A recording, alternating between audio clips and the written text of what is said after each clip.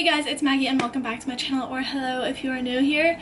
Today we are doing a sit-down video that you have all been in my DMs about, and I'm finally giving it to you. But before we get started, if you have not already, subscribe. I realized I never say that on this channel, so I'm saying it now. But let's get into it. So today I am going to be telling you guys how I got to where I am now, which is a social media assistant for the Cincinnati Bengals. So I had a rather different route of getting here than most people will, but I think I have some good insight on how to get here, and we'll talk about that more towards the end. But let's start about how I got into social media. So when I was honestly 7, I was really young when my dad got a video camera. My dad was the type of dad who always videoed me opening Christmas presents. What is this? I have no idea.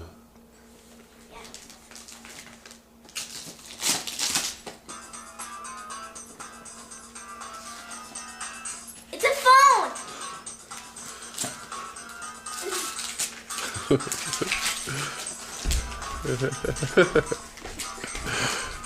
Good Dan. And I just started messing around with the camera. There are videos of me at the age of 5 doing gymnastics, jump roping with my dad, dancing, all sorts of things. Hi, welcome to Stick It Timeline. Here we have cheerleading, tumbling, and gymnastics. So I always loved being in the front of the camera, which was really weird because I was a shy little girl. When I tell you shy, I mean shy. I wouldn't even talk to my grandpa because I was scared of him. My uncle scared of him. Literally my aunt probably scared of her. A lot of people I was scared of. It was really weird that I was really myself in front of the camera, but it was just natural for me. Weird enough at a young age. Megan and Sierra are my twin cousins. You probably all know that. It's what TC2 is with, but yeah, they're my twin cousins. I've always been really close with them. We grew up together, so they were always over, and then we started filming with the video camera, and I did cheer, and I think they did gymnastics at the time. Then started filming us doing cheer and gymnastics, and then someone found YouTube. This was before YouTube was big, before you could make money off of it, before you could get famous, really. There was only one famous person, and it was Fred. That's how far back we started YouTube. So we started uploading on there. I don't even know what provoked us. I think we just wanted to put the videos somewhere to keep them because we didn't know, we didn't have a hard drive or anything. I'm not even sure we told our parents that we were uploading. Probably should have, but. So from there, also sorry, I live in the city now and it's really weird. I hear sirens all the time. That wasn't a thing in Iowa. Anyway. So we started getting big on YouTube. We got noticed by 17's Rising Star program. We signed on with them. And then we signed to Awesomeness TV. We got to go to VidCon. So all throughout middle school to high school, YouTube was a big part of my life. We posted every Tuesday. So for a few years we posted every Tuesday and Friday. So I learned pretty much how to make a good YouTube video, the things that go into that. Along those ways, obviously just familiarizing myself with running a social media channel, especially a pretty big one. And then also along those ways I got to do some, I would say, more professional work, working with brands, being on the Team USA media summit, going to the media summit for the Rio 2016 Summer Olympics, I think. So I got to do all of these fun things, and then it was time to go to college, where most YouTubers don't go to college. I would say a lot of them keep doing YouTube. That was kind of in the back of my head. I've always really loved social media, and I've always been able to see myself just doing social media full time, but I decided I wanted to go to college. I said I can make content in college. I really want to get a degree. I want to go. All my friends are going. So I went to college. I went to Iowa State and I started as a journalism major. I really had no clue what I wanted to go into, but my dad kind of suggested journalism. I didn't really know what journalism was all about, but I was yeah, I'm gonna go for it. I'm pretty good at writing. Sounds fun. I got there. I do not like writing, which is okay. I did enjoy my journalism classes. I just was I can't keep writing this much. I literally don't like it, and I don't want to do that for a job. So I reevaluated, dabbled in PR. PR is a lot of writing as well. I didn't want to do PR. And then in this school of journalism, the last one was advertising. And I was okay, advertising sounds fun. My sister-in-law does advertising. Me and my sister-in-law are actually pretty alike, I think. I think her job is super cool. I was being a creative director. I could see myself doing that, so I'm gonna stick with advertising. So I was just going through the motions of college, wasn't really thinking like, what am I gonna do after college? That was honestly never on the forefront of my mind until like pretty late in college. But then my school, thankfully you have to have an internship to graduate, which I literally was so mad about that, but I am so happy because that pushed me to look for internships. I got an internship with my school, Iowa State's athletics department, and I got to run their social medias. That really helped me grow, especially because I was doing most of the social media because like COVID, weird things were happening with employees, you know? So I really got to give it my all, do what I wanted with the social media. My boss was the best. She really trusted me, really helped me do a good job, all of that kind of stuff. And so there I just ran the socials. That was different because I was running socials and I was like paying attention to like all 16 or 13 teams, however many teams Iowa State has. So it was a lot. That was honestly my main focus senior year. I didn't really focus on school.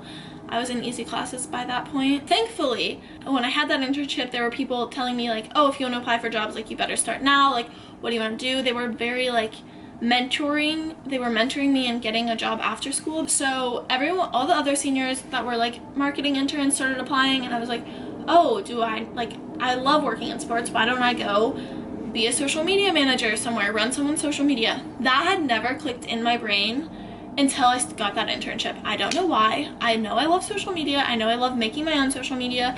Why I never thought about running like a brand social media just wasn't there.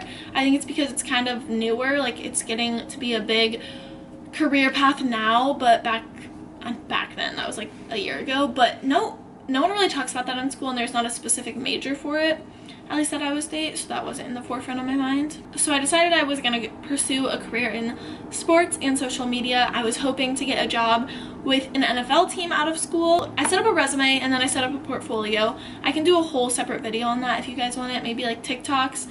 Comment if you want that. But I got those made, had people at my office look over them. They said, okay, make these changes. I made those changes. And then I started applying to all of the NFL social media jobs that were open, and I did a few like NBA jobs just in like cool places and like teams that I really liked their vibe and stuff. So that process, I think I started applying in February, March, April.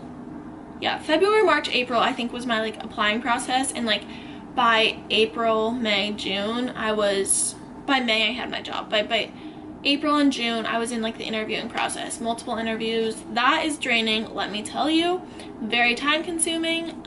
So yeah, be prepared for that. Then it was on to the interview process. Even when there was like, I had an interview, I kept applying for jobs, as everyone should, because they interview so many candidates. So I actually heard back from a lot of teams, and I thankfully got a lot of interviews. I think that comes from my experience and me being able to show how I am successful. We'll get into that later. So then it came to the process of doing all of these interviews, finding where I thought I best fit, where I thought I would best learn and grow. And that happened to be with the Cincinnati Bengals, which is really cool. Great team. So now I am the social media assistant here in Cincinnati. Crazy. It's so exciting. It's very fun. So I'll like go over, I guess, what I do. Also, I realized I've not been looking at the camera. Let's just ignore that. Here, pretty much me and the social media manager really do a good job of collaborating. It's not like I'm doing like all of the like assistant work, as you would say. She's very nice and trusts me. So we kind of split the tasks. During the week, it's very collaborative. It's making posts, executing posts, scheduling out all of our sponsorships. Weekends, it's like traveling photos on Saturday, getting those out and posted and edited. And then Sunday, game days, I will do player arrivals. If it's a home game, I'll go down and video them, get any content for stories or TikToks, and then go back up for player warm-ups, no padded warm-ups, and then padded warm-ups. And then it's game time. My main responsibilities on game days during game time and warm-ups are Instagram and Snapchat and TikTok. So those three, and then we repeat it all again during the week. Like I said, curating, brainstorming, ideating, making caption sheets, updating metrics, analytics, a whole bunch of different stuff. It's so fun. There's never a boring day. Yeah, I guess I could go more into depth on like what a day looks like for me. I can't really do a day in my life because I'm working. I did one on TikTok though, so go follow my TikTok. I've been active on there. But that's kind of how I got to where I am today. Let me see. I wrote a few other questions down because I mainly just wanted to tell my story, because everyone always asks like how did you get here, and it's not just like one quick thing. So let me just like go over what my biggest advice is for anyone who wants to get a career in sports. This will just be a broad overview. We can chat in the comments, DM me, stuff like that. How is my camera overheating? It's literally 60 degrees in here. So the first thing, I'm only going to be talking about social because I have no other clue about how to get any other job in the NFL. I know nothing about those. I honestly don't know that much about getting a job in the NFL as a social media person, but I got one right out of college. So I'm just sharing what I think. Don't take this with a grain of salt, but I think I have some tips that could help you out. So number one is have experience. Experience with a sports team is great. Applying through at college, great, all of that stuff, but just experience in general helps out a lot. I forgot to mention I also did social media for like my sorority. That's a really easy way for girls to get a social media position.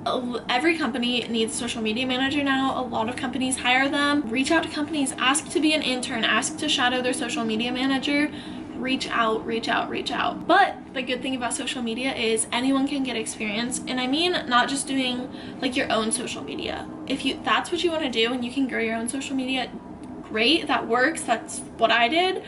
But like, I know not everyone wants to put their own face on social and like out their entire life, but there are so many different ways of social media you can do. You can make like a meme account, you can make a outfits account, you can make like an account about anything on social media, and there's an audience for it. So that's a way you can get practicing, because social media is very hard to teach.